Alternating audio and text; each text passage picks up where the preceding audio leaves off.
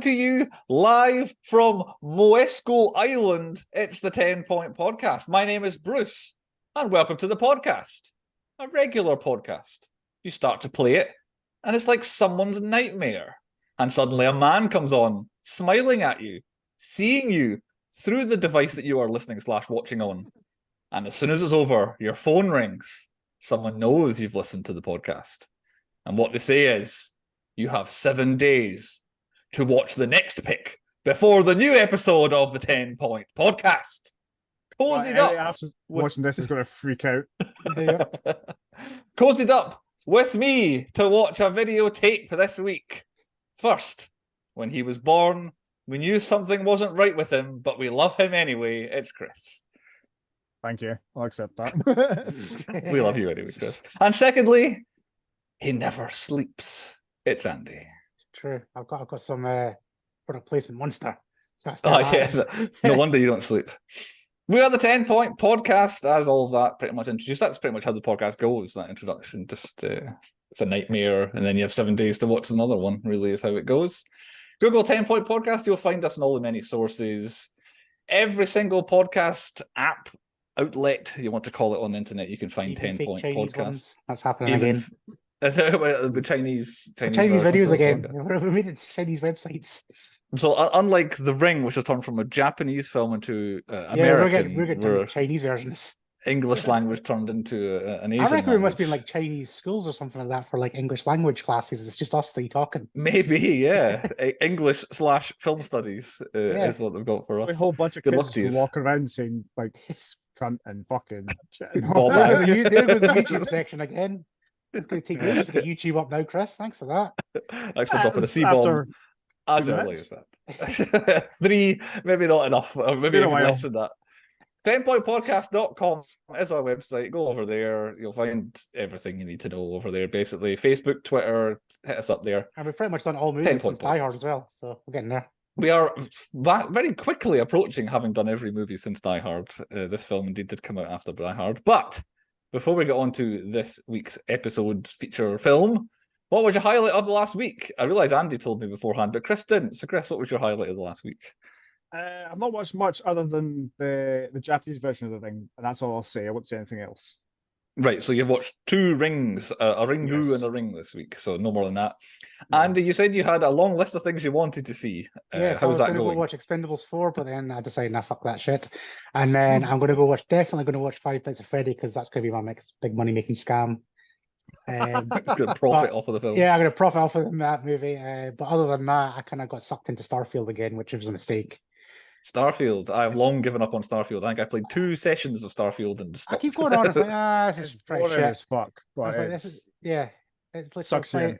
I'm like, I'll do a mission. And it's like, oh, this mission's pretty good. And then it's like, fuck me, that was 4 hours that mission. Fucking hell, what have I done in my life?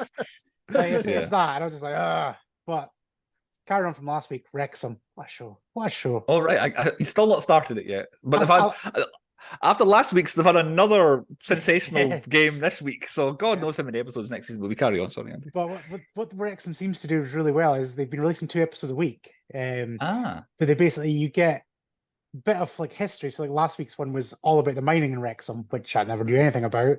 So it's purely that. There's no football in it. Like really, it's just, this is mining, this is Wrexham. Then you get the football episode, which they've dramatized. But it's been doing that. It's like you get the women's football game, you get men's fit, you get like the disabled fans, then you get football. Like they're doing their episodes really well. It's pretty cool. I did see an article recently. I say an article, it was a headline in the first bit I read, didn't read the whole thing, saying that the town of Wrexham, the tourism trade is the complete opposite of the rest of the United Kingdom. Tourism is up X amount of million% in Wrexham, with people coming to the town and looking at this and buying here and moving in, going to all the tourist attractions, and the rest of the country is down. Is it? Yeah, my boss is going. They're going to watch the Colchester game at Wrexham, like they're like a Colchester away. He's got his hotel book. He's booking into the turf, so he's going to go into the turf and have a pint there. Then he's going to go watch the game. That guy who runs that pub is like a celebrity now. It's like they all are. Well, I saw him being interviewed on like on a sports show like about Wrexham. It's like, like he's famous fan, whatever his name is. It's like he's not. He just runs the pub next door. He's not a famous fan. Quite funny. My highlight of the week: Loki episode 3. I insulted episode 2 as being pretty dull, but I actually quite enjoyed episode 3 of Loki, the one that was back in time with old Victor Timely. My only argument is everybody seems to be praising Jonathan Majors with his depiction of Victor Timely, but I thought it was really campy and hammed up. That clock, though. What acting from the clock? Oh, I love Miss Minutes. And Miss Minutes... Can we just all get to the point? And we all know the twist is coming in Loki, don't we? I mean, I'm not sure exactly what the twist is. Why don't you put it out there, Andy, and put us all over our misery? Well, it's obvious that she is a variant of Kang. Well, Kang. What, Miss Minutes is? No, the other one. Sylvie? Yeah, no, the other one. Oh, no, Ravonna Renslayer. Renslayer, yeah. I have not considered just me picked up on that. It's 100%. Maybe. I have not considered it. She is a female variant, and Miss Minutes is manipulating her to be thing. I reckon that's my theory. Okay, well, there you go. Andy's theory is out first. But episode 3, I enjoyed it. It was a better. It was all right. I quite liked it, but it's like they have removed Loki as far away from Loki can be. Like he is not what we've seen in the films at all. He's a different guy now, basically. Despite the fact he started off as being the same guy, he's a complete different variant now. Like he's a different person altogether. But I think I've said this before. I want a Loki and Thor reunion, like this Loki. I don't know. It's like got a bit of it. We'll get there. We'll get there eventually. I am concerned still. Oh, did I? Okay. I'm concerned for the MCU going forwards. Still, have you heard? Like, I know this should be on a news podcast, but have you heard? Like, Daredevil's pretty much looking like it's going to be shit canned. I heard something. I want him to come back. I like him. Well, apparently, Kevin Feige just basically said it's unwatchable. He just said it is fucking awful, and then Vincent, whatever he's called, D'Onofrio, has just basically said, "This is shit." Charlie Cox is like, "What the fuck's happened?" And it's just like they're all kicking off. Right. Okay. So yeah, not looking good. Not looking good. Well, there we go. That was my highlight of the week. Anyway, on to point number 1 on our usual 10-point podcast rundown of our 10 points. Point number 1.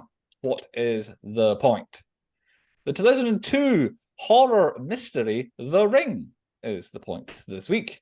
Based on, surprisingly to me, the novel Ringu, a Japanese novel written by Koji Suzuki that was first published in 1991, probably the height of home videos, probably when this book came out. And then the film that we are watching is also based on the Japanese film adaptation from 1998 by Hiroshi Takahashi. It was the person behind the film version of it. The 2002 English language film, the screenplay, written by Aaron Kruger. I was like, I kind of recognize that name.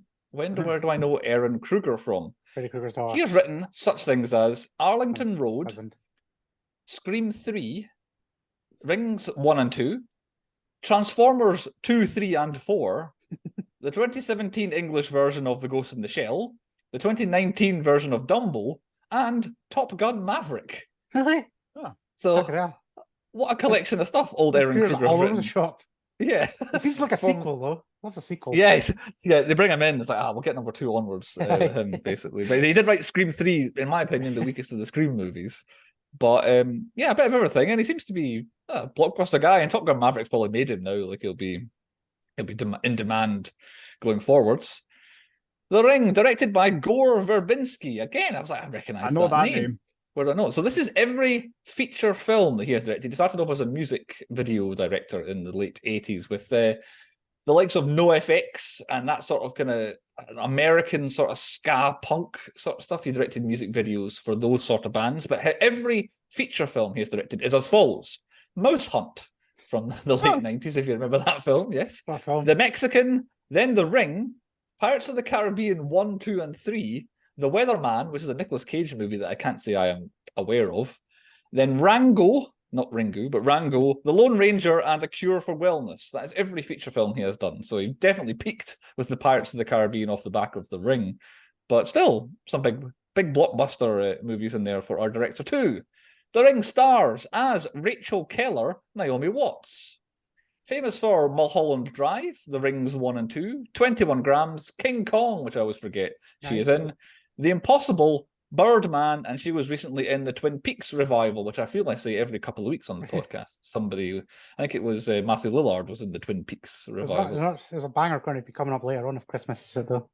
There's the Temple Podcast universe is good this week. We'll get onto that almost. on point All I'll 6. say is I almost did. Co-starring as Noah, that's the gentleman in the film, the man, Martin Henderson. He was doing my head in. Yes, Martin Henderson, famous for The Ring, Torque, which I'm not aware of, Smoking Aces, he is in. Yeah. 48 episodes of Grey's Anatomy, which I can't say I'm aware of. Virgin River, the television show, but I most recently saw him in the film X from 2 years ago, a horror film that I said to you guys was absolutely sensational. And if you've not seen it yet, it'll definitely be on the podcast at some point. Smoking Aces, that's where he was from. Smoking Aces, yes, that's the one. That's a good question. Can I find it in a matter of moments to just make things? Because he's got a face that I recognise. Yeah, that's what I was like. Who is he? He's one of the killer dudes, isn't he? Where is he? Saw kicking off in the house. Oh, hear that? They're watching The Ring, are they, downstairs? Smoking Aces. He was Hollis Elmore in Smoking Aces, if that helps you at all. Because I'm not going to bother going through the whole Googling. I'm pretty sure he's one of the gangs. There's a trio or something like that. He's absolutely killing himself. Let's kick it off somewhere. Our final star that I have picked out, third build on the cast, as Aidan Keller, i.e. the wee lad, David Dorfman. Basically, his breakout role was Ring number 1. He is also in Ring number 2. And he was, coincidentally, in 2003's The Texas Chainsaw Massacre. What the was fucking... Yes. He was in that, referring back to last week, of course. And then his final thing that he was in, Drillbit Taylor. I don't think he ever made it to be a proper adult actor. He was kind of a kid and then young person actor.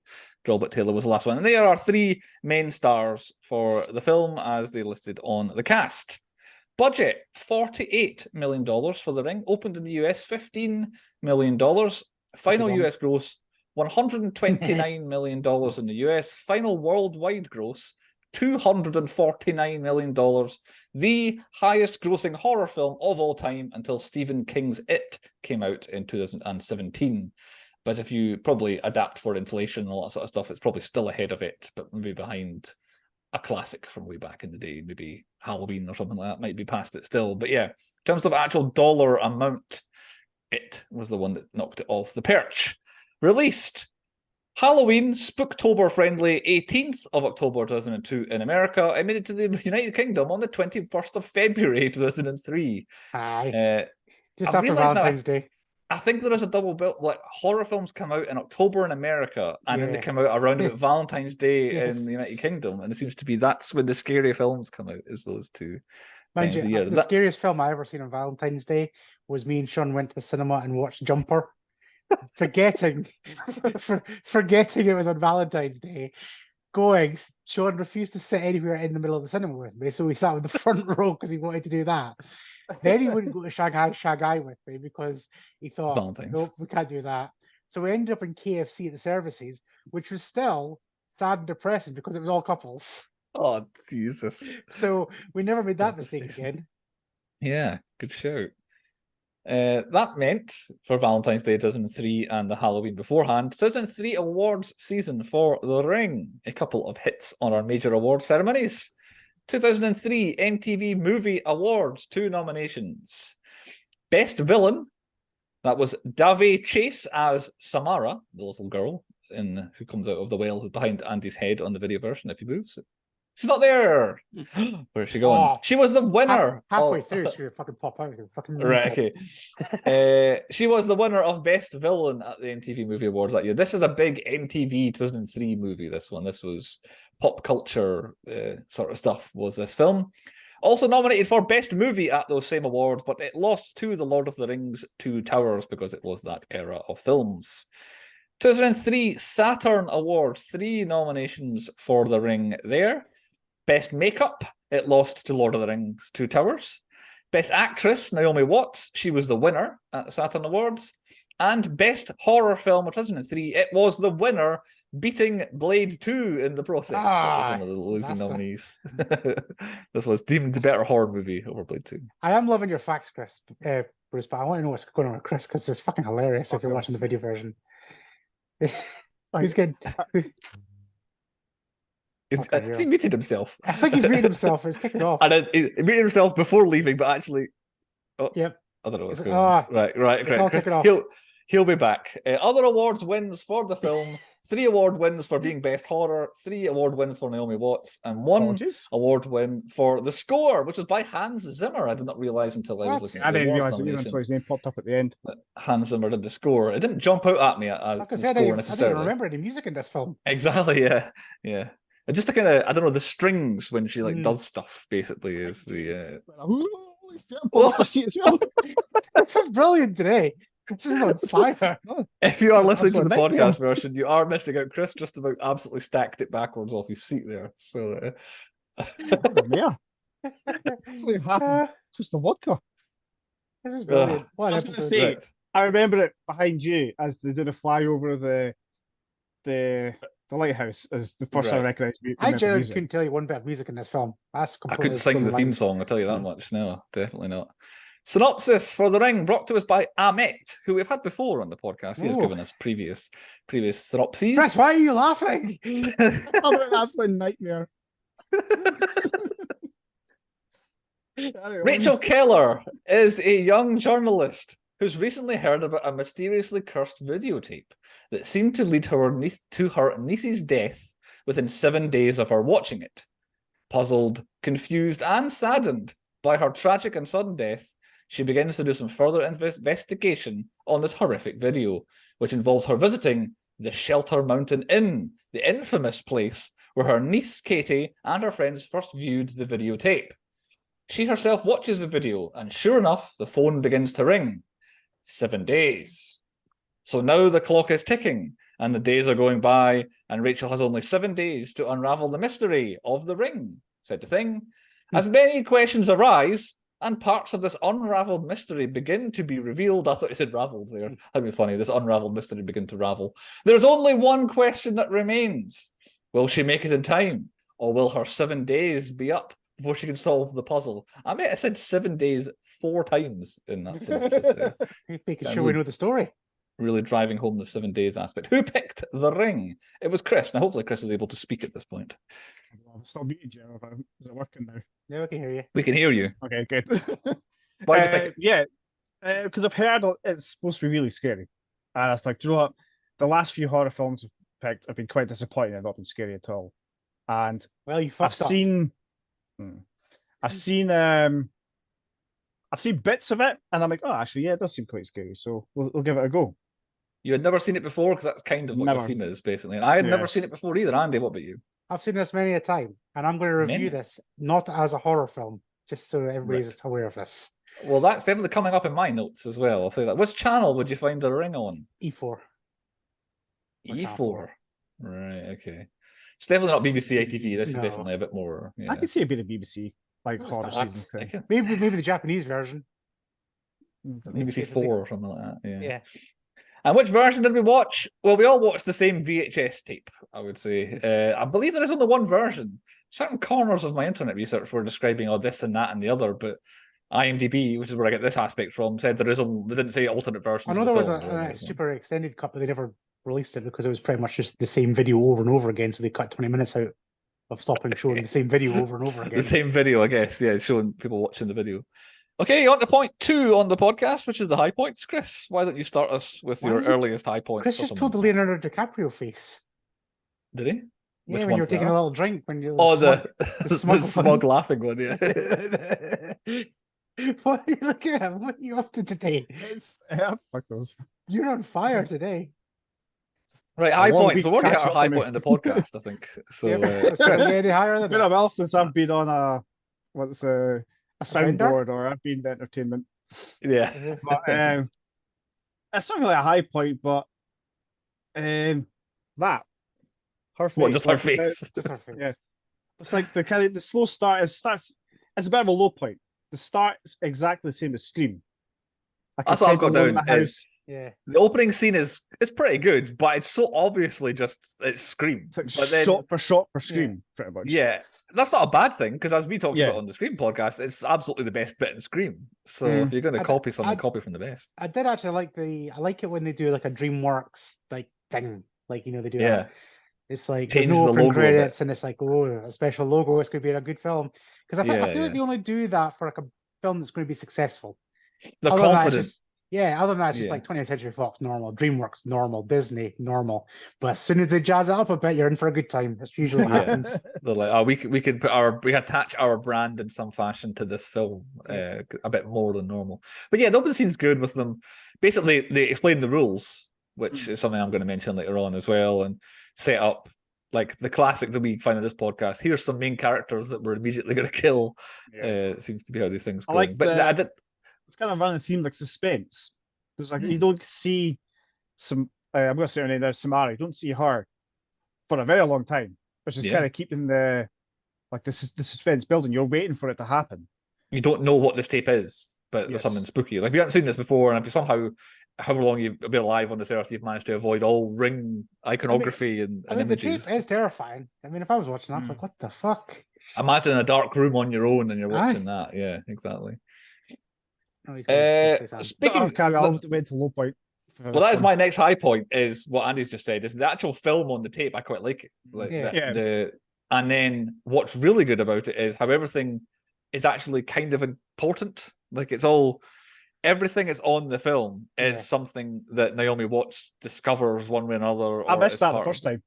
Like I completely missed. Like I watched it the first time with no interruptions. I was like, "Oh, okay, cool. I don't see what any of this means." And then I watched it the second time, going, so that's that from there. There's a random ladder. Yeah, I don't get. There's the dead horses on the beach. Yeah, like I wasn't paying attention that closely until like the second time. Because again, I'd never my I don't know, my access to anything Ring has been, as we always say in this podcast, the video game Dead by Daylight. Yeah. And then knowing that the girl comes out the hole and comes out the telly, and basically Naomi Watts is in Andy is my access to the Ring. Yeah, exactly. That's all I knew about it. So other than that, I didn't know what else was in the video. So I'm actually sitting kind of, all right. So I thought you'd be all over with WWE with was it Bianca Blair and stuff like that. They did the fight from Scary Movie 2. Oh yeah, I saw that from Scary Movie. Yeah, exactly. It's a wee bit different. But yeah, like I'm watching the video, there's a ladder and there's horses on the. So I'm already thinking, okay, what does this mean and all that? Does this tie into it? And it's, I felt it was satisfying that a lot of it is actually important as it goes onwards. Any other high points? Right. I do have a few. Can I get to, like, before anybody nicks it, the scariest thing about this film, right? That little boy. I know what you're going to say. Yeah, I knew you were going to say. He is another kind of creepy motherfucker, that kid. Like, just his head's too big for his body, and his eyes are too big for his head. It's weird. It's just like I always find kids creepy when they call people by their real name as well. Like, I thought like the whole family dynamic of this film really threw me off. I didn't. Her kid was like the girl behind Chris. Is that her name? Like I didn't know any of the family connection. I was like, she seems alright for her daughter dying. And then she's got this little boy that's calling her by. It's like, is he adopted? I was confused by the whole situation. And she had to go to school, so that's her son. But then she's quite young looking, and I still, one of my low points is how old is this little boy meant to be? Because I feel like I could not place. But I didn't get it, but he brings off horror vibes. Like I'm just like, it's you. You are it. Like if you're watching this for the first time, that is the motherfucker. He is the devil. Like that kid is possessed. And it's just like, even just like, right, you got Naomi Watts out there naked in her brand panties. It's like, where's my dress? Where's the dress? It's just like he's just got it all there ready for her. It's like he snuck in to her bedroom while she was in the shower or sleeping or whatever, got her dress out, set it out for her just to be a creepy little fuck. Because it was creased or whatever it was. Yeah. It was weird. What I got is he walks like an old man. And he carries it like I was reading. He's got an umbrella. Just looks up at this guy. Well, that's the scene where I was expecting that guy just 100% just to die and explode. It's just like that kid's evil. So at that point, I was like, "Oh, who's this guy going to be?" And it turns out that's Noah. Like I hadn't realized that until I thought back. Oh Christ, that was Noah because he had his wacky haircut at that point. My next high point is something else to add to the list for anyone out there who's keeping a list. I like films that have chapters. And they tell me it is day 1, Friday. She has 7 days. I also like that it didn't have to go to every day. The day 1, it did day 2, it did day 5, day 6. Like it didn't do every single day. But I like, okay, now we move forward. We're on to the next bit. Thank you very much. So I I like we're at like 24, but then Jack Bauer never once pooped in 24 hours, and I find that unbelievable. We have covered that on the podcast. A black spot between hour 23 and hour 22 and 23. There's a whole must go in episode the advert breaks. just the door shut. The whistling and reading a newspaper. But I like the scene with Rachel and Noah, like just slowly going through the tape, just analyzing things. It's But, weirdly engrossing. That was the most suspense points, like, oh shit, it's going to get happened, and ultimately it just turns out to be just like nothing really. I like the fly moving when she pauses it, and she doesn't. I don't think she notices it first, does she? When the fly moves when she's paused it. Second time, and then she goes second time. She obviously notices it and lifts it. I like that she lifted it out the screen. And I'm like, hey, here we go. Something's like supernatural is happening here. Again, on reflection, I'm not sure what that means or how it happened, but yes, I did like it. That just opens up a can of worms, like the whole. It does. Things coming out. We will save this for low points. I'm sure there'll be much debate. Are we on the boat to the island yet? Because that's my next high point. Yep, that horse. I've got a little one of Aidan watching the video. Just who would walk into their mum's room and be like, I'll just watch this video, thank you very much. I'm bored, I can't sleep. The devil child. That's I'm bored, I can't sleep. But then, do we think that the babysitter had watched it? No, she freaked out, didn't she? Because she was asleep with the static on the TV, and I think it was the same television. Yeah. Oh, maybe then. So I kept thinking back to that scene. I thought we were going to get the I know she's dead. Like, I thought that was going to be a reveal, but obviously she watched it after everybody else, so we don't know. Maybe that's the Ring 2. I've not seen it either. Yes, the boat, the horse on the boat. Well. What a scene that is. Now, I've got low points at the beginning of this scene, which I will come to, but the main bit of when the horse gets out and runs riot on this boat, that was sensational stuff. Yep, and then Titanic style at the end as well. It's like, I was not expecting to find this boat at all. The horse going absolutely hell for leather over the edge of the boat made me react, and I like when films make me react. Like, oh my god, the horse has done that. And then you see it going under the boat, and then as soon as we looked down and saw the water like that, I was like, oh god, this horse is done for, because that's another thing that was in the video was the red watery kind of thing. That's where that was. Well, there was also that. And there's also, I don't know if you guys have picked up the subtleties of the ring actually shows up as well, like for a split frame. So when someone else. Basically anytime something that happens in the video, so i.e. that horse, like the water, the ring flashes up for just for one frame. Cool. Oh shit, son. But every single time that ring logo, or like the doctor's got like the rings, like circle things. There's there's circles everywhere. There's always circles everywhere. Yeah. Any other high points? Chris's mind's been gone. He's blown. This is a whole new experience. I'm going to go back and watch it. It's going to be looking for rings. It's the well behind Angie, so I don't know if you've got anything before that. Angie? They just call you Angie. I think he does. Well behind Andy. The well? Have we not got me absolutely losing my shit because Brian Cox is in this film again? Yeah, he's got to be in the Hall of Fame soon. All caps, Brian Cox. And then I've just got. And true to form, he doesn't turn up till halfway past the film. Like he's never the beginning of a film, Brian Cox. He's always comes up with a wee bit to go. Not the Brian Coxiest Brian Cox ever. However, he carries his weight in the scene. He steals. I reckon he's getting best F. It's up there. It's certainly up there. Yes, him wrapping himself, him absolutely not taking any chances with the suicide was. That's what you got to do. If you're going to do it, The most intentional suicide you'll ever see is what he did there. There was no accidents, 100 second thoughts, and he still went ahead with it, I think. So, it looks like some weird horse lover, though, because he put the bridle, if that's what it's called, through his mouth. He's like, I love me some horses. He always loved the horses more than the girl. Yeah. So, I think he definitely likes horses and never wanted his wife to have a baby, seemingly, either. So, it's a small one. I'll slip it in here because I don't remember exactly where it comes in the running order. The guy in the videotape library when Noah's pretending to be Richard Morgan. The guy, I'll be on you like white on rice, and then they open up to see who last had it. Well, the video's gone. Who last had it? The person you're pretending to be. So either you have to admit you're pretending to be this person, or you're the reason my tape is missing. I thought that was a nice little scene. I very much enjoyed that one. So I only have one more high point, but Chris, I feel like you were ready to jump in with something. I've got a couple Like when they finally get back to that place, and they're like, it took them a long time to smash a couple of bits of wood to get to the well. Like, yeah, but I just her being down, like getting knocked down by the TV is coming TV alive. pushing her on the well. Yeah.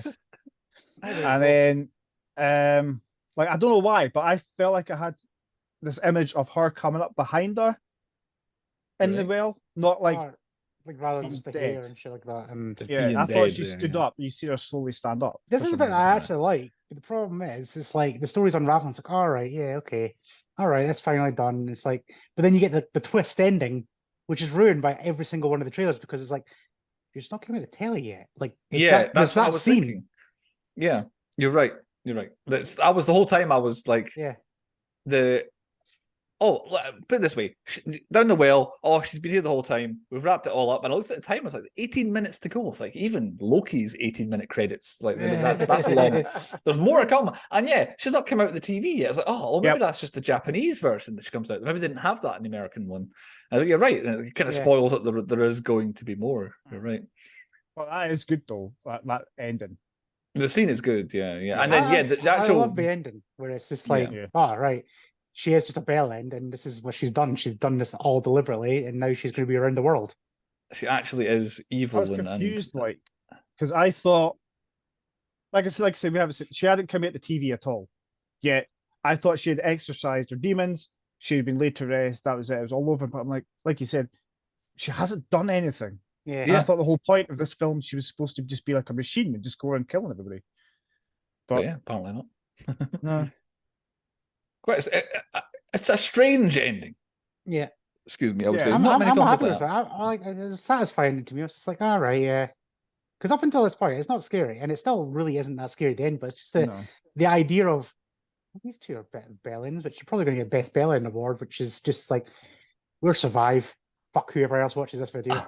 Fair point, actually. Yeah. So is that how they got around it? Is they just made a copy? Yeah. That's literally it. Yeah. Pass on to somebody else. There's an edited bit out that actually answers what they do because obviously you have to show somebody the tape, and that's how you're safe from dying. So they obviously she made the son record a version, and what's been cut out is that she shows it to this like serial killer. She's a journalist, and it's Chris Cooper, the actor, played the serial killer, and he bookends the film. The film, when we first meet Naomi Watts, she's interviewing the serial killer, and he's pretending to be reformed and like, oh yes, I will never do it again. I am a good man now, and she can tell obviously he's still evil. So what they do at the very end is they copy the tape, and she shows him they show him the copy that the son has made. So the son is safe, and the serial killer is going to get got by Samara at some point. But they cut it out for reasons, I guess. Question. So say she does that, and serial killer is the last one to see the tape and gets killed. Is that it? It's over. Destroy the tapes, and there's no more Samara. No, because it'll be just already copied. That's the kind of what the point with Brian Cox was like saying. Like, but I mean, if say like you destroyed all, like, well, I suppose if you got all the tapes, then yes. Because she's only one. There's only one thing about it, and she made one copy, so there should be only two copies. Samara doesn't have a great plan where she kills someone if they don't share the tape. Yeah. Because eventually somebody is going to be the last person who's not shared it. And if they don't share it, she kills them, and then she's kind of gubbed, basically. Yeah. Until somebody else puts the tape back in. If they find well, that's it. But say the last person is just like, I don't know, is the hero of all heroes and knows what's happening. Yeah. It's like, right, I know what's happening. I have seen this tape. I have worked out that I am supposed to show to someone that I'm safe. I will go and get every copy I can in the entire world in the next 7 days and destroy them, and then she'll come and kill me. Then Samara's done for. Like, she can't ever videotape, presumably, because she's not stuck down the well anymore. Yeah. Yeah. So, but that's the whole she point. Wasn't stuck down the well to start with. But she was in the well when she killed her. So. Yeah, but that videotape was on the loose. Yeah, but she'd have to make a new videotape. Right. Oh, right. Okay, got it. Yeah. I think the whole point is that she's been released from the videotape type thing because she's been taken out of the well, and that's what Brian Cox is trying to stop. Right. Okay. So because she's out, she's actually kind of got, but she still sticks to her own rules of you watch the videotape, you're going to die. Yeah. Okay. Again, which is weird way of doing things. One more question. Naomi Watts is like, she passed it on, but she's now rewatched it. So is she now?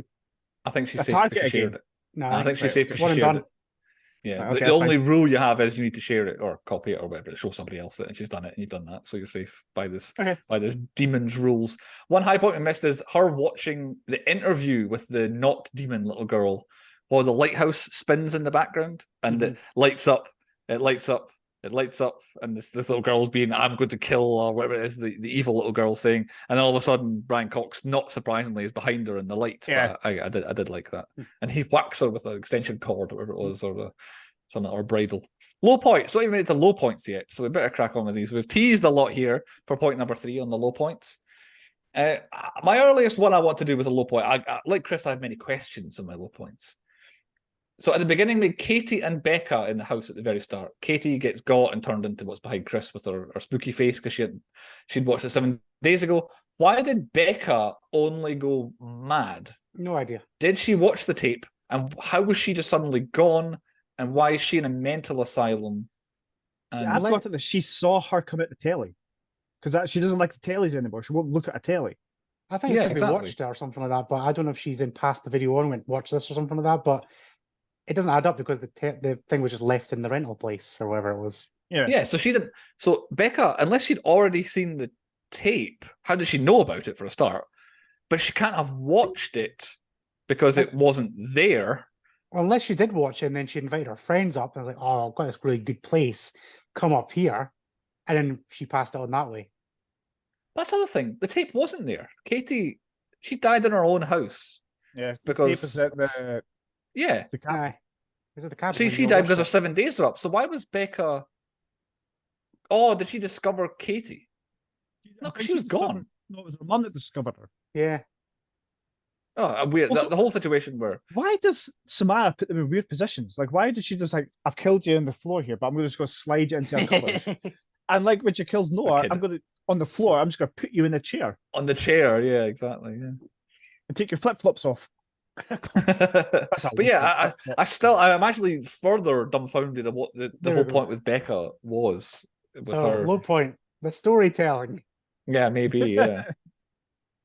Do you want to go I more took it to that she just saw her come out of the TV or go back into the TV, and that's why she won't watch her TV anymore. Is that how? I don't know. Maybe when she maybe came out of the television to get Katie because it was Katie's time was up, and Becca saw her, but Becca wasn't going to be getting got, so she just got terrified by that. Maybe that's what happened. Maybe. But my low point is, and it's what Chris picked it, the whole reasoning for it was a terrifyingly scary film. Yes. This is not a terrifyingly scary film at all. Absolutely not. It is up there with being a good thriller and what the fuck's going on, but this type of film with a random entity, Final Destination does it better because that's more terrifying. I think this is scarier than Final Destination. Horror film. Nah. Yeah, that's it. I thought I was getting ready to be absolutely terrified by this film. It's not terrifying. Even like when she's coming out the telly, it's so slow. It's not like a jump scare. It's like, oh, that's a bit weird. That's a bit creepy. It wasn't terrifying, but I was like, oh, this is quite creepy, actually. Yeah, it's creepy. It's not scary. Like I said, but her coming out the telly at that point, I was like, how is the film not ended? Like, why was it still going when she was climbing? I was like, oh, you would have had this bit, yeah. That's why at that stage. It looks weird. It looks creepy. That's what I'll say. But that kid, that little boy, he is the scare factor in this film. This is the reason why it gets rated horror. Low point I've got here. Surely an investigator who lives in the town would have to work out that 4 kids, including her niece, from the same school all died on the same day. Like, surely that's not... Like, it would be a case of, oh my God, these 4 out of, for example, there are 150 kids from the 1 year, maybe. Imagine a massive American high school. Oh my God, they all... Like, it would be known. The town would be talking about it. The news would be talking about it. All 4 of these kids are all presumably, 18 years old maximum, have all died on this same random Tuesday. It's like, why does she have to be, piecing all of the bits together from all the different... My God, they go to that high school and they go to that high school. Like, surely it would be the talk of the town that these 4 kids all died at the same time, never mind on the same day. So yeah, I didn't know why she had to be an investigator to work this aspect out. My next low point was complaining about how old the boy was, but we've already covered him, really. I have no idea how old he is. Any other low points? I do have a few more. Yeah, there's not enough of her, Samara. Like, I think we've talked about this. Like, the whole point this film is like her, and like she's literally in it twice, like Basically, as the scary entity. I thought we were Once going to as get her first coming out the telly when they went to her little kind of fort in the barn. Because there's a wee spooky chair sitting at a wee spooky telly. I thought they were going to turn on the television or it's going to turn itself on. And she was going to come out and they're going to have to run away and escape from her. Like, that's what I thought was going to happen there. But again, no, nothing much happened. Not much happened there either. Was there a low point? Was there a bigger certainty than Aidan watching the tape in this film? Like, Yeah. We like films that have twists and things we didn't see coming. But there being this spooky little boy who seems to know things, watching this spooky little video that he wasn't supposed to watch and now he's going to die was an absolute nailed on 100% thing that was going to happen in this film. And it annoyed me when he did it. But most importantly, why does he have like visions and a sort of rapport with Samara while nobody else does? Kids. I think it's kid brain. Kid brain. The kid connection. There's a connection between the old one, and I don't want to talk about it yet because it's going to come up later on. Right, okay. When we come on to that. But yeah, I was annoyed that he got visions and could somehow commune with Samara while nobody else could. Other people would draw pictures and all that stuff, especially when they were several days deep, they would draw. But he was straight away, oh yeah, she says this, and she wanted me to draw you a picture. Like, Thing even died, apparently. He's drawn like weird pictures. So it's a good, yeah, he was drawing pictures of that. I think I put that together with obviously that was another one. Apparently, he was best friends with his cousin Katie. They were best mates.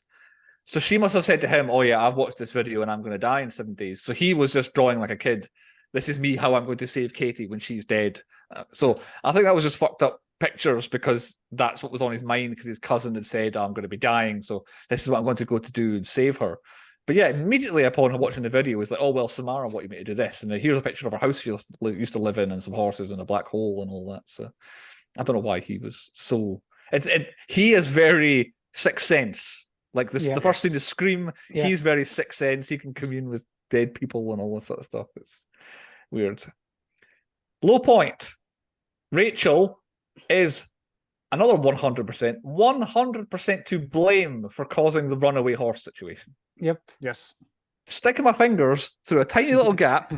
Oh, horsey. Oh, you don't like that. Oh, I'll do it again then. No, it's okay. I'm a nice person. And it starts to freak out. No, stop freaking out. I'm going to wave my hand in your face a bit more. And then the horse bolts. And yeah. So... She chases after him. Yeah. It's just like, stop running away from me. Love me, horse. Love me. Yeah. But yeah. For the first moment the horse didn't like it, you can be like, oh, okay, you're a flighty one. And then put your hand in again. Okay, you don't like it. Okay. You're not a nice horse or whatever. I'll go and bother somebody else. But no, she just kept on going, hassling this poor horse on the boat. Any other low points? I do have a couple more. I've got many more.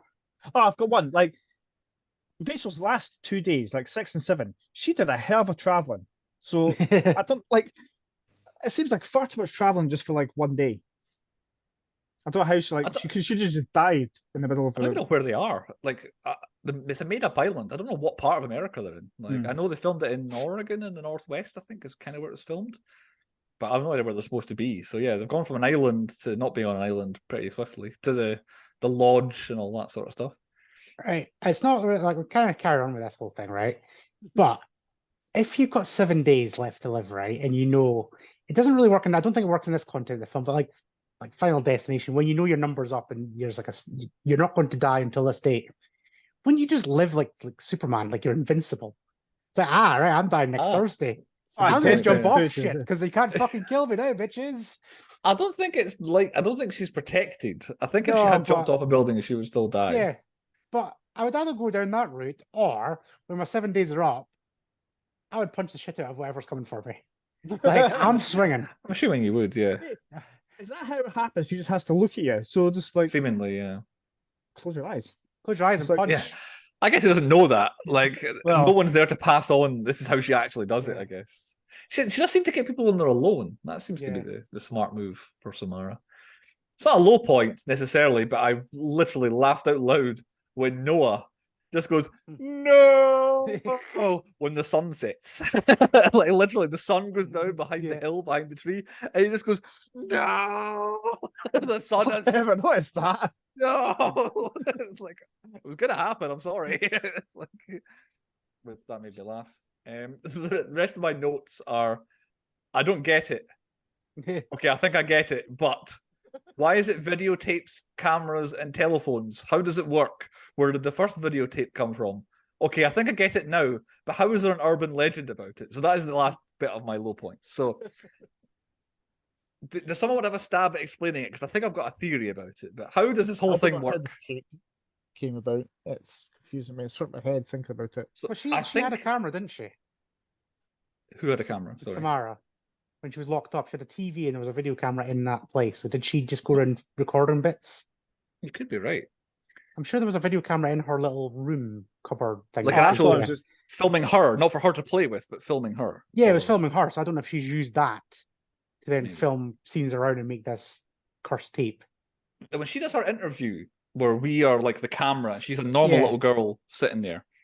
The guy has pictures which Noah finds in a file somewhere. These sort of weird photograph picture things. Yeah. That she says, the guy's like, where do these pictures come from? And she's like, I just think them, and then they are what they are, or they exist, or something like that. So I think, doing a little bit of research, putting together with what my theories were, that she has this psychic power that gets called, in relation to something I've now written down, psychic photographic ability, which is something that exists apparently, that if you picture something, you can project it onto an image. Usually it's a way of explaining kind of messed up photos, that someone has psychic photographic, so they can put what's in their head onto like a photo, and that's what these pictures this guy had. So my theory is that she has at some point photographically, psychically, put her clue / nightmare / visions onto a videotape. Mm-hmm. Ah, right, yeah.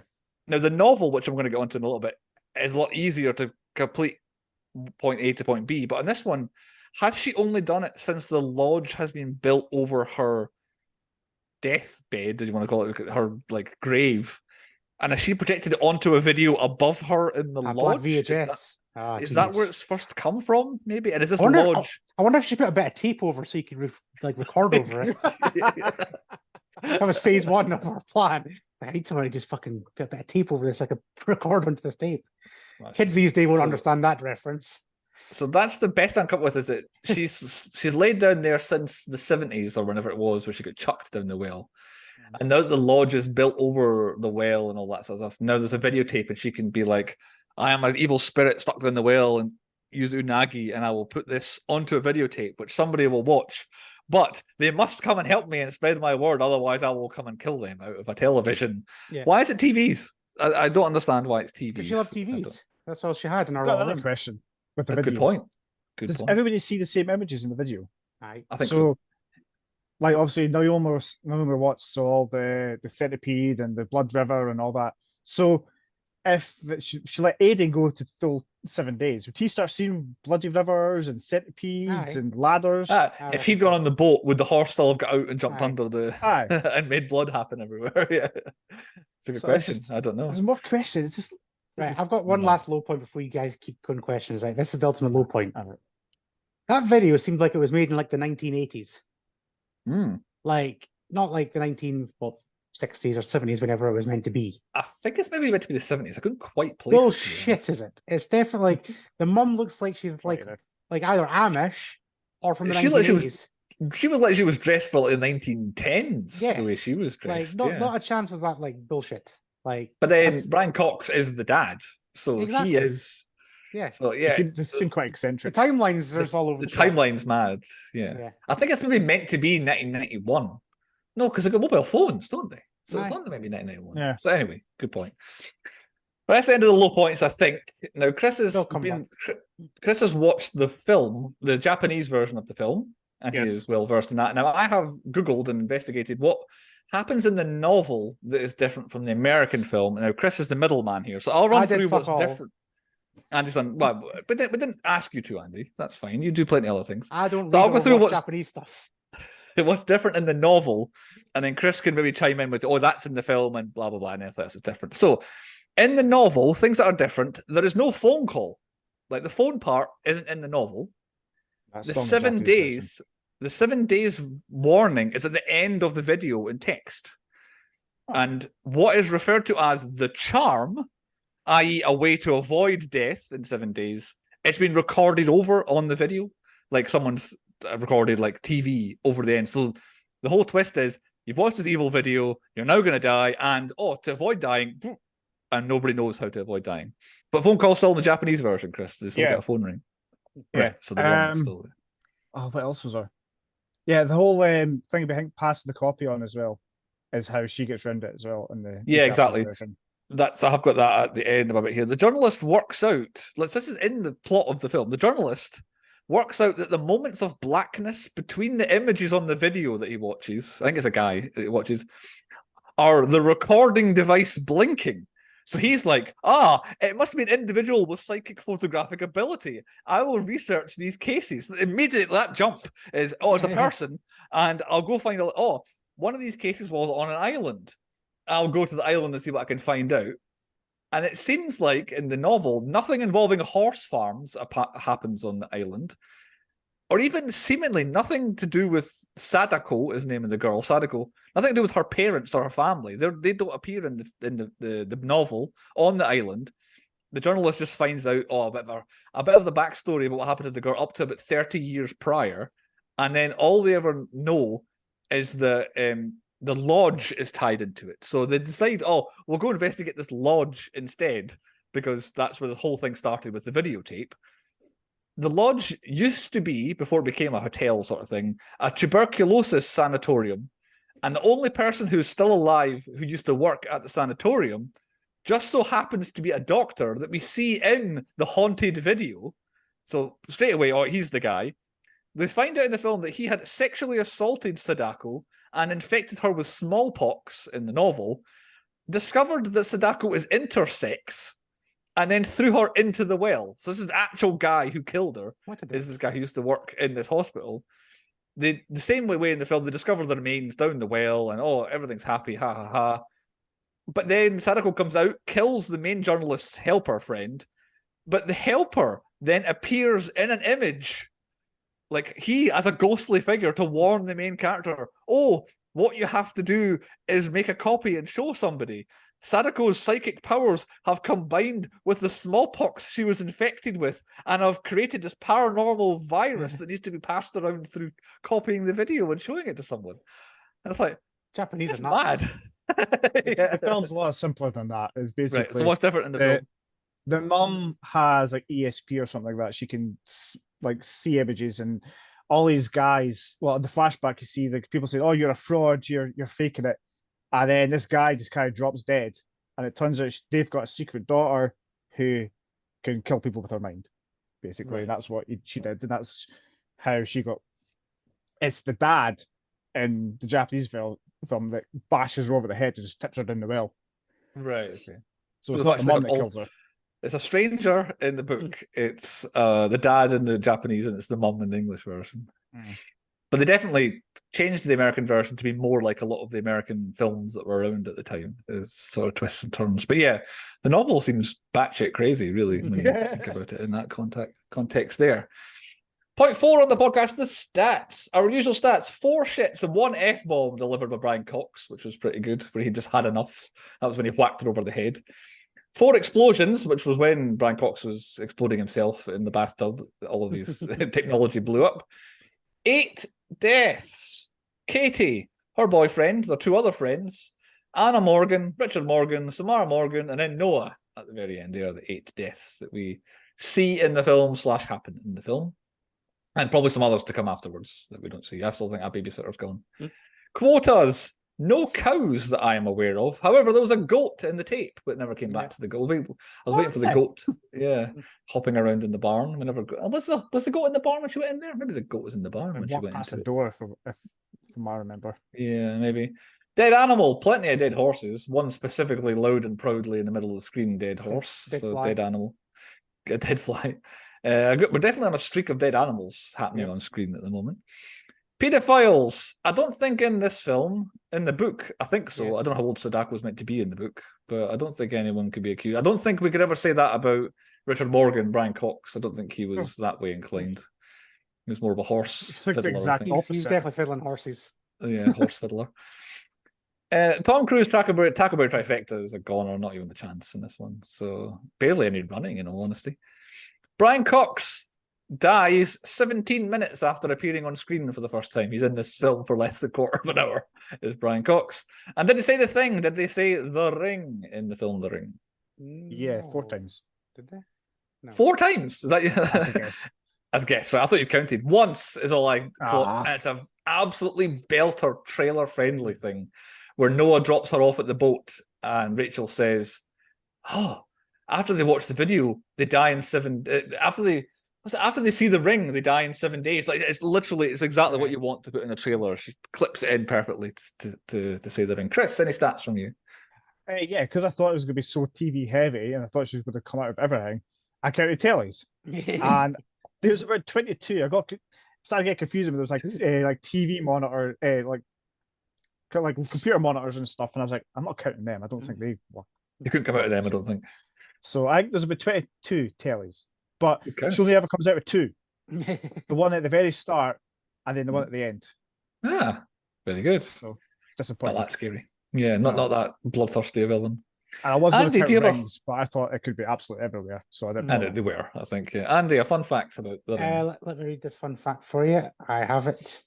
So the tree that was red, had the red leaves, is a Japanese maple, and the fruit from that tree is known as Samara. Ah, there you go. Very good. Very smartly tied together, I would say. I was going to get a fun fact for myself, but none of them really jumped out at me. I don't want to go too far into it in case you guys had the trivia up your sleeves. Point 5 on the 10 Point Podcast is the 10 Point Podcast quiz. Andy, you are the quiz master. Over to you. Look at his little face. He wants to go first. Or something. I think it's my turn. There you go. Right, here we go. So, this quiz is called Rings. Ooh. It's a quiz all about rings. Chris, what is the name of the location where the well is found in the ring?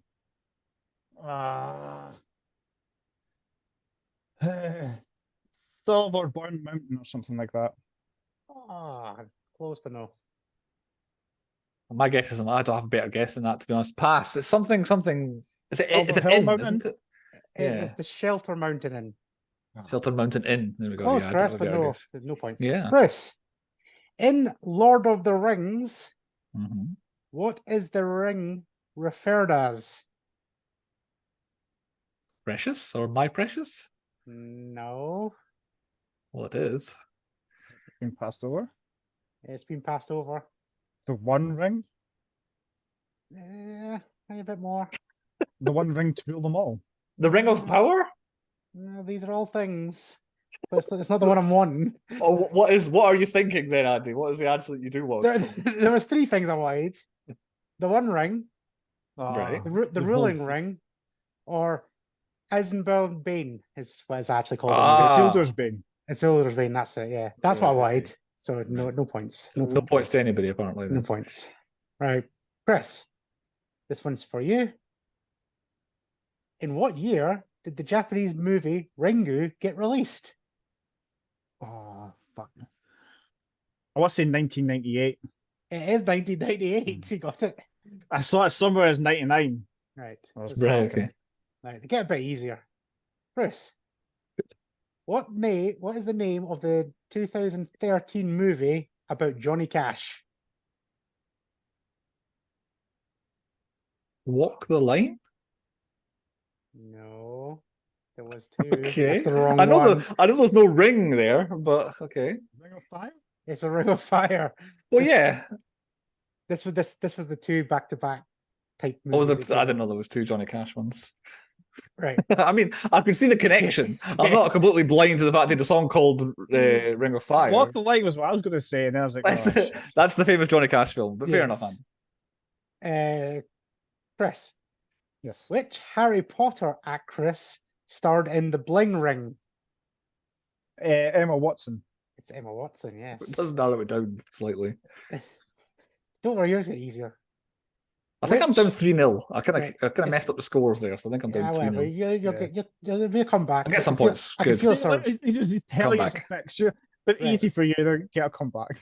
Bruce, I hope so. Which techno thriller stars Tom Hanks, John Boyega, and Karen Gillan came out in 2017?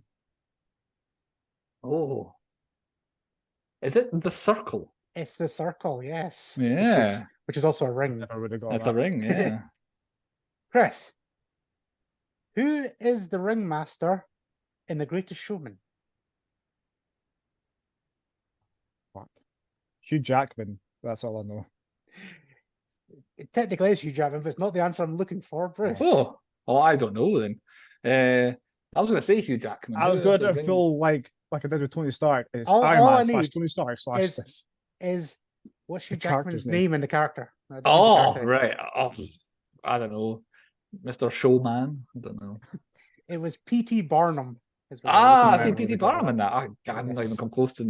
I've heard that name, but I have not seen the film or any inclination at all to watch the film. Bruce, who won the first King of the Ring? Here we go. Right. Is this a trick question? No. I think Bret Hart, would be the winner of the first King of the Ring. It's not. Right. Okay. Damn. So close. It was kind of a trick question. Big Vis, I don't know. It's Don Morocco. Don Morocco, bloody hell. And No for a idea bonus who that is. point, anybody can buzz in. Who did he defeat in the final? Bret Hart. Not Bret Hart. No.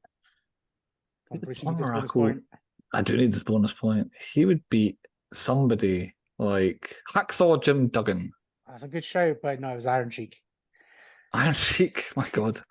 There That you must go. be like, I don't know, 87 or something like that. It was that would have been. 86. That one. 86, yeah, there we go. Bloody hell. Right. That's that, No, or- no. no, I thought you said that was it. No, we still got one, Right. one more each. Right, Right. I Chris. did them both. Sonic the Hedgehog is famous for collecting gold rings. But where does he Yes. come from? The Green Hill Zone. Oh, I knew you'd say that. It's not the Green Hill Zone. Bruce, I'll give you a clue. Oh, thank you. It's the name of a film starring Jared Leto. Okay. Starring Jared Leto. Suicide Squad. This is a good idea. The best that I could give you. I'm actually kind of blanking on Jared Leto right now, but I know he's in the House of Gucci, so I was going to say House of Gucci. I want to say Requiem. No, it was Morbius. He's from Never Morbius. heard Morbius in my life. Is Sonic. Yeah, Sonic Adventure 2, his home planet is called Morbius. Morbius. And of course, it's Morbius. Yeah. And the last one, is it Bruce? It's me It's How many points to do you, lose. Bruce? I need 2 to draw. Right, if we're gonna I'll be give like you that. 3 points if you get this right. Right. I need to hear Oh. the ringtone of a Nokia 3310. Is that the diddle diddle diddle? Is that Yep, that one? 3 points. Hey. Then fuck off. That's a tainted win. I'll mark down the scores as is, and then I'll see what we're looking like come the year end, and if I need that win or And not. that's like, oh shit, Chris is winning. I won that. I need to bring this one up. You won that. I won that with 2 correct answers, and Chris had 3, so I was the winner. That's how you there. win. Bonus points for sound effects. Point 6, movies within movies. Chris, will you win this particular segment on the podcast? 10-point podcast Quite universe. a lot. There really is, yeah. Yeah. So there's a guy called Gary Carlos Cervantes who was a Yes. painter. With He the was ladder, in yeah. Fracture as was he called Ciro? Chiro, I Chiro. think it would be, but I don't know who that was in Fracture. I don't know, Gardner, I think. That's Right. quite racist. No, that's right. Keith Campbell, who was the ship's mate, he was in Minority Report as a pre-time cop, and Suburban Commando as one of the punks. Punk Makes number him 2. Hall of Fame eligible as well. Keith Campbell is eligible for the Hall of Fame. Oh, excuse me. Stephanie Erb, who was Erb? Donna. No idea who that was. Oh, excuse me. I think she was maybe at the funeral, possibly. It's my Right. best guess. She was in Tenacious D at Pick of Destiny as a waitress at Al's Bar. So that's the And- one where he's exploding everyone's head. I think she Yes. was a waitress in that scene, I Right. think. And she was in Starship Troopers as a young mum. Of course, with a name like Herb, of course she would be in the Tenacious D movie. Because carry on. Okay. Joe Trest, who was the doctor. Is it Crest? I don't know. He Probably was in Crest, yeah. 21 Jump Street as Schmidt's dad. Yeah, he was. I really recognizable face, but I did not see him in the ring. Like once I saw him on the cast list, I know that guy.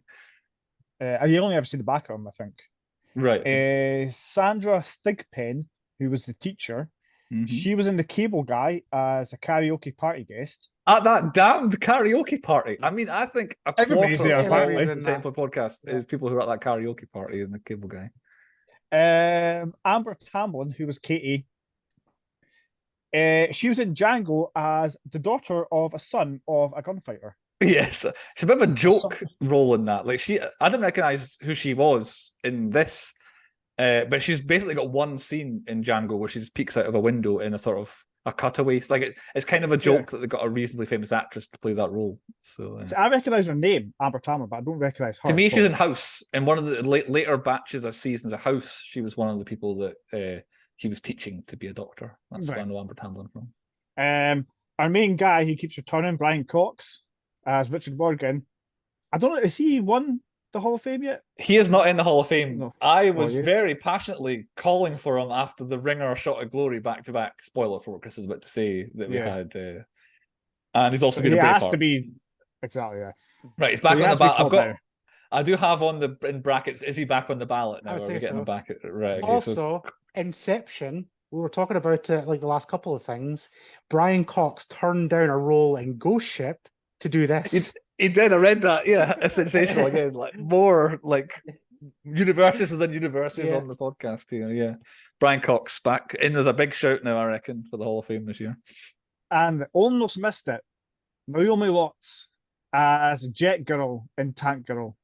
I do not remember her in Tank Girl. I do not remember her at all. I remember she had glasses, I think. Yeah. Oh, that's right. Okay, now I do. Yes, but watching this, I'm like, it's a different person. Like, I'm not like thinking that she's Tank Girl. Chris has missed someone though. Chris has missed someone. He has missed someone. The person was my leading Danny John Jules until later on in the film. Adam Brody was in this. Before he was Seth in the OC. This is him before he's famous, basically. Yeah. He was in Ready or Not. He was like the brother in Ready or Not. Yes. That film, that's worse than that fucking Klopix film, whatever it's called. Klopix. That's the word. He remembers that. He doesn't remember the film's called. He remembers the bad guys' surnames. I looked at him and I was like, he's definitely, I've seen him somewhere. Yeah. And then just blanked it. I thought he was like stunt casting, or they've got here's how to get the young audience, and they've got the guy who's in the OC. He's going to be like a partner in crime, try to help her find out who did it. And it's before he's famous, just in the garden explaining the rules of the tape, whatever it is. But that's it. This is the only one you missed, Chris. But yeah, how can this film have 1, 2, 3, 4, 5, 6, 9 people that we've done before? It's crazy.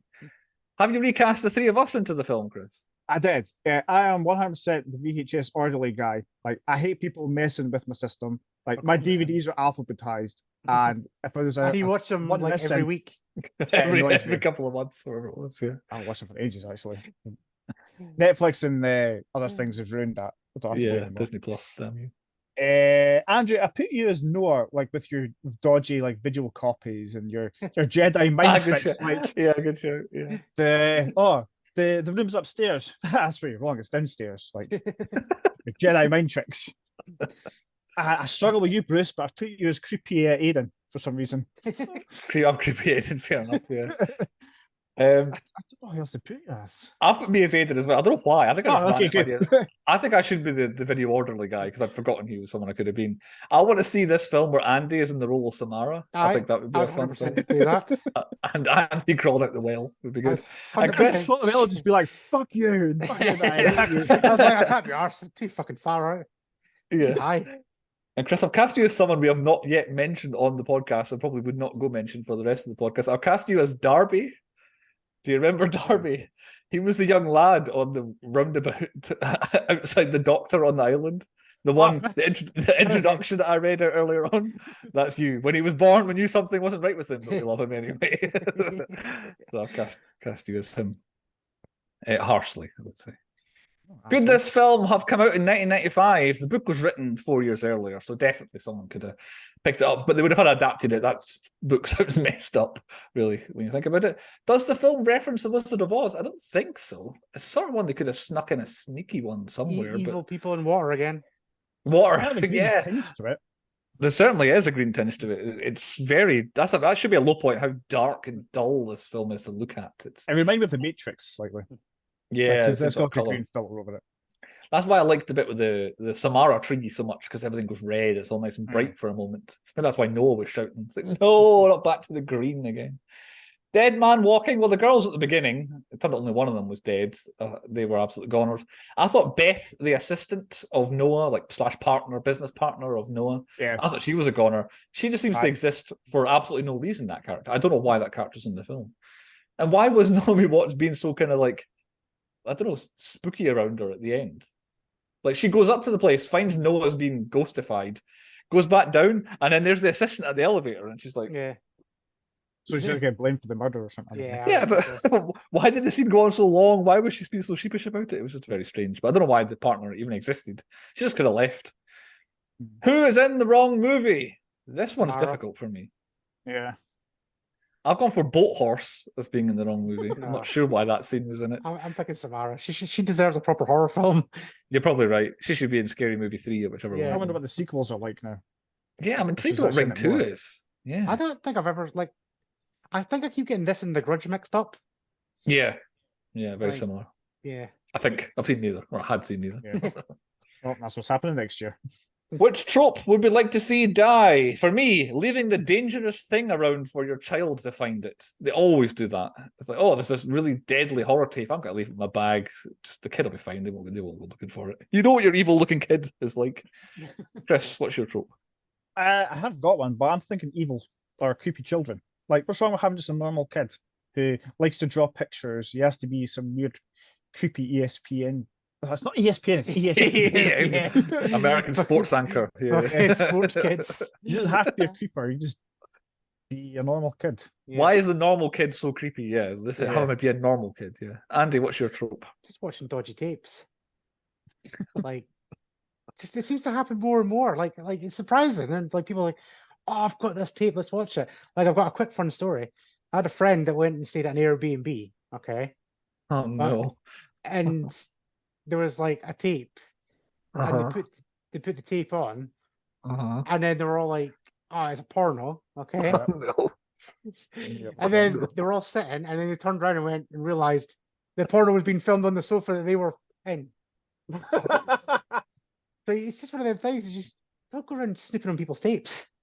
How did I know? The minute you said this friend, I was like, I know somehow where this is going to end. The videotape segued to the friend. Oh, God's sake. Point 7 on the podcast. That one thing about The Ring, which is kind of difficult because Ringu is basically the same film. Chris, what's your one thing? Static. Like, scary static. I hate static TV. I've got a film that trumps that big time. That'll be coming up. I think I know which one you're on about. My one thing is the whole tape gimmick. Like, if you watch the tape, like that, it's a spooky tape. This is really the only film that does that. There's not much else in the way of spooky videotapes. Andy, what's your one thing? Well. The well's good. People always think about little, like, the lassie and little Timmy down the well, but wells are now Samara's. That's her thing. Samara down the well. Very good. Point 8, nominations for 10-Point Podcast Awards. Chris, you go first, and we argue with you, basically. Yeah, there's a lot. Blanks here. So I have a lot. I don't know how we've got so many. So I put Best Supporting as Brian Cox for his little role that he's in. Did I do someone for supporting? I don't think he's in it. I did. I don't think he's in it enough. I don't think you can have him as best. I just wanted to nominate him. He wasn't best of the best, so I know where he's going in line. I'll tell you that much. Okay. Most underused, I put Samara. So good shout. Chase. Yep. Yeah, Davy Chase. Yeah. Best villain, Samara. Mm-hmm. Nope. Naomi Watts. She's got the tape, and that's she's literally mass murder. Well, she will mass murder people in the end. You make a good point, but I agree with Chris with Samara. Find a terminal ill person who's going to die in like 2 days. It's still a bell end. Well, she's big as bell end. I'll take that. I had Brian Cox, but I think you're right. I think it is because of the way the film ends. I think it is Rachel. Best death was going to be the horse and the I had boat, horse, but horse. Richard Morgan put a lot of effort in for that suicide. He did, didn't he? We don't normally have animals in best death. It's normally humans. I like the horse. I'm picking that as best death. We all think it. We all at one point thought it was the horse. So I'm going with boat horse for boat best horse. death. Worst plan, leaving a deadly tape lying around. Yep, just in general. Yeah, it probably is. Yeah, I'm making a copy of it. Just not destroying it exactly. Yeah. And just letting people watch it when you know there's supposed to be some curse. Yep. Do you think the guy at the lodge was in on it? No. Don't know. I think I was just teenagers just doing shit. I'm sure I read something about that's why the lodge is closed when she goes back or when they go back. It's because he'd watched it and he'd been got, basically. I think he'd found out, it's all this tape is all something to do with it, and he watched the tape, and then that's why when she goes back, he was gone. But the timeline would that last? Maybe that wouldn't link up time-wise. But anyway, yes, you're right. Yeah, it depends on when they died, and then he watched it, so it might work. She lasts more than 7 days, so doesn't she? So yeah. My best twist is the fact that it was the mum that dumped her in the well, because it was building up for it to be Richard Morgan, the dad. It's a good point, yeah. On a similar sort of note, my best twist is something different that actually we haven't talked about yet.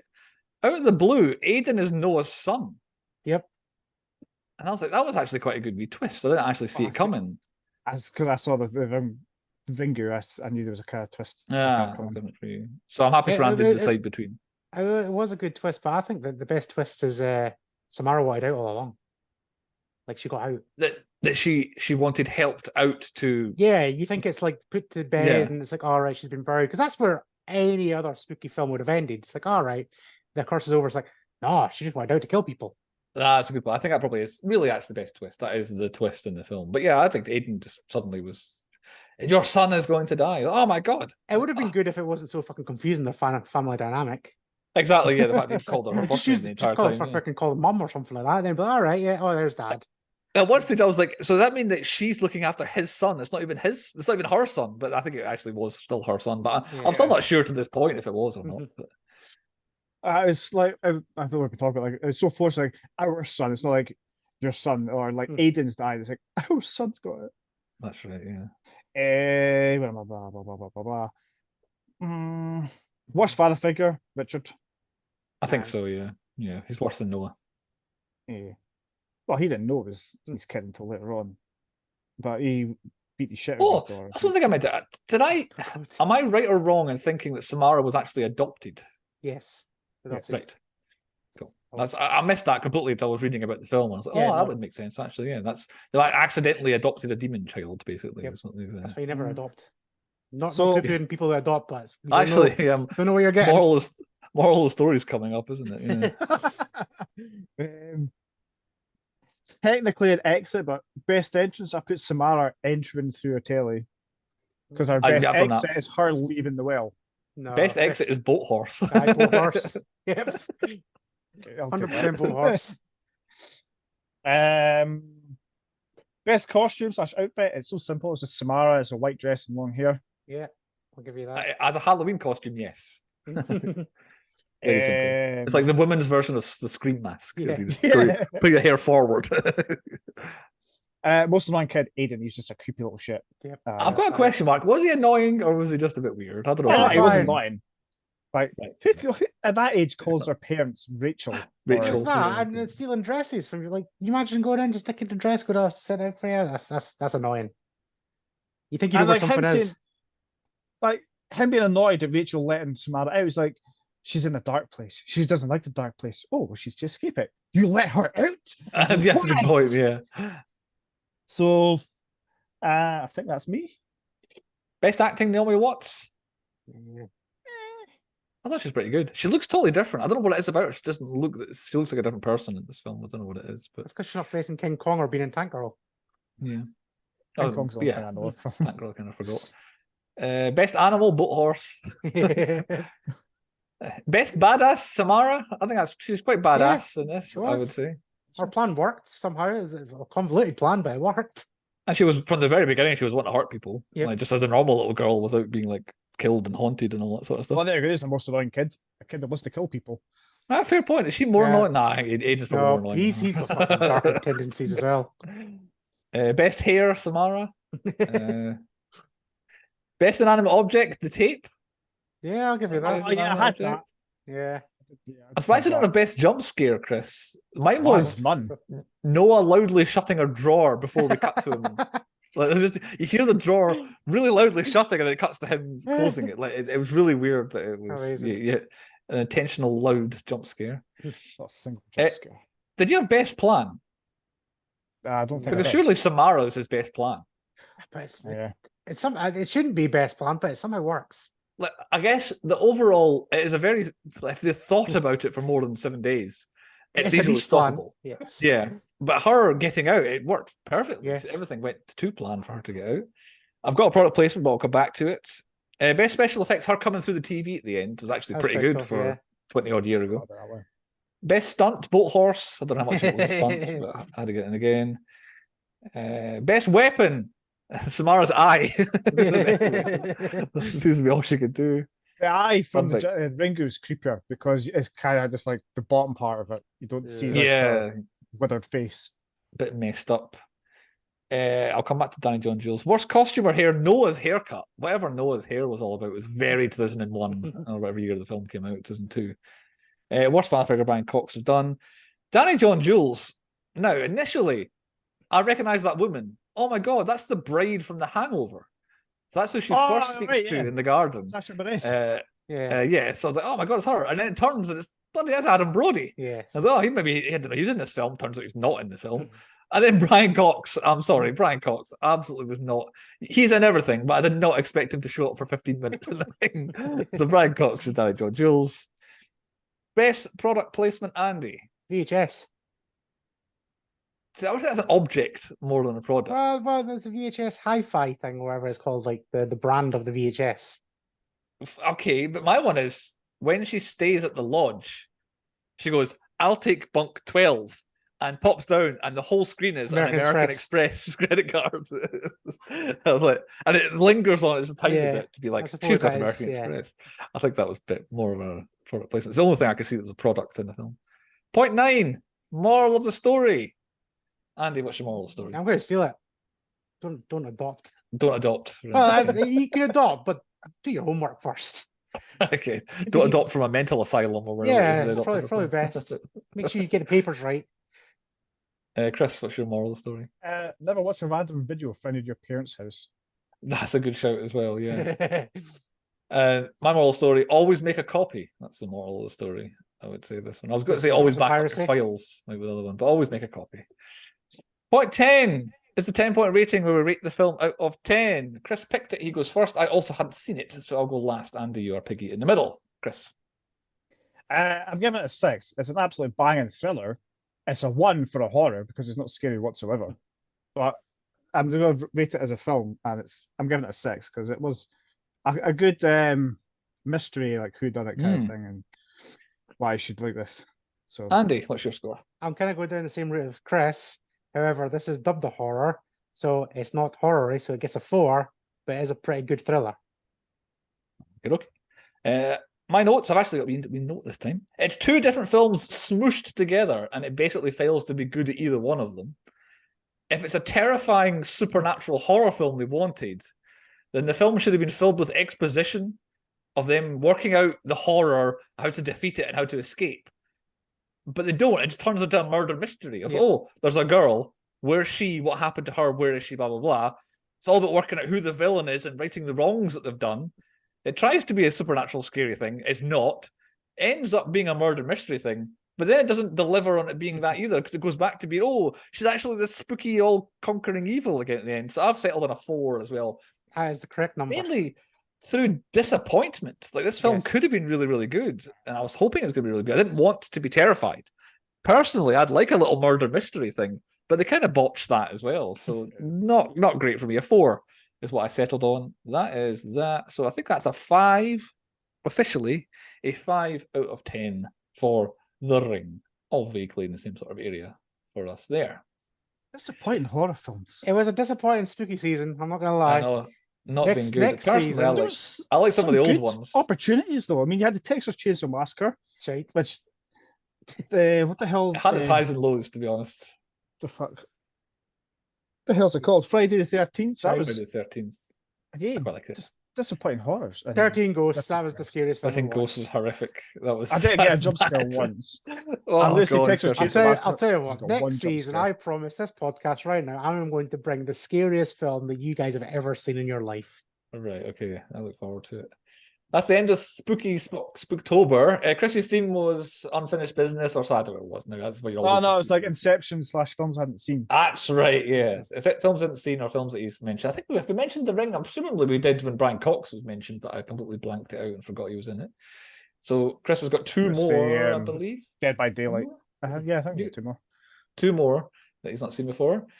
So I will transition us out of Spooktober, whatever the hell we've called it, Spooky Spectacular. But I'm only going horror adjacent. So I'm not going miles away from horror. This is adjacent to horrors where I'm going. And you know me, I'm going back to the 80s again. I need some more 80s. Action sci-fi. Well, here we go, sci-fi. That's a good start. Good start. Written and directed by James Cameron. Oh, starring start. Arnold Schwarzenegger, Linda Hamilton, Michael Biehn, the Terminator of 1984. It's about time that we did the Terminator. I've been waiting for somebody to do it so I can later on do the sequel. So somebody can get a 10 out of 10 film. You'd better not jump Terminator 2 before me. I have set this up perfectly for myself here, that I have done the Terminator.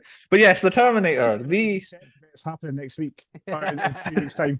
That's a good point. Yeah, the week after, yeah. There we go. What more can we say? We're finally starting a Terminator. I can't believe it's taken us to season 8 to even do the first one. You all have 7 days. Ooh, 7 days. Ooh, to watch the Terminator. I bet you've all got it on DVD somewhere. And we'll see you next time on the 10 Point Podcast.